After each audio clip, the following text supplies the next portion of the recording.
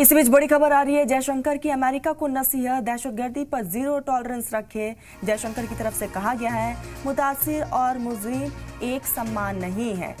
आपको बता दें कि क्वाड में हिस्सा लेने के लिए पहुंचे हुए थे और इसी बीच जो है अमेरिका को ये नसीहत दी गई है और साफ तौर पर दहशतगर्दी के खिलाफ हिंदुस्तान ने अपना स्टैंड अक्सर क्लियर रखा है और एक बार फिर से दहशतगर्दी के खिलाफ सख्त तेवर हिंदुस्तान का देखने को मिला है। तो आपको बताते चले कि इस बीच जो है जयशंकर की तरफ से कई चीज़ों का जिक्र किया गया, कहा कि दहशतगर्दी पर जीरो टॉलरेंस